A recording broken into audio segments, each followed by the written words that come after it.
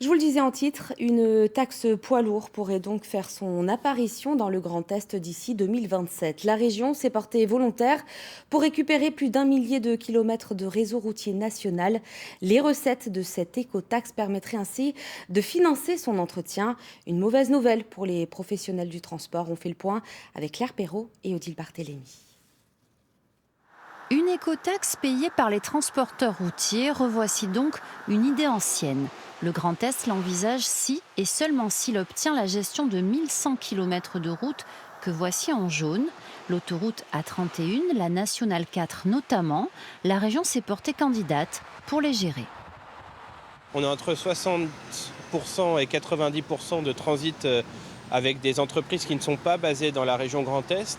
Et donc c'est ça qui est assez intéressant puisque c'est des axes finalement qui sont empruntés par beaucoup de transports qui viennent d'ailleurs, qui traversent la région ou qui s'arrêtent dans la région. Et donc il y a un intérêt de mettre en œuvre cette écotaxe ici dans le Grand Est.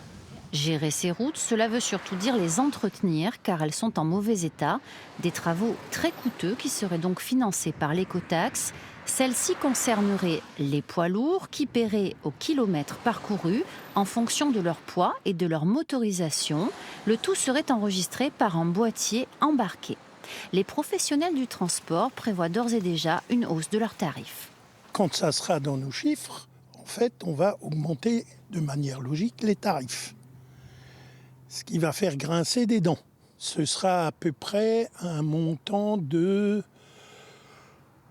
5% du coût du transport. C'est absorbable ? Non, c'est répercutable.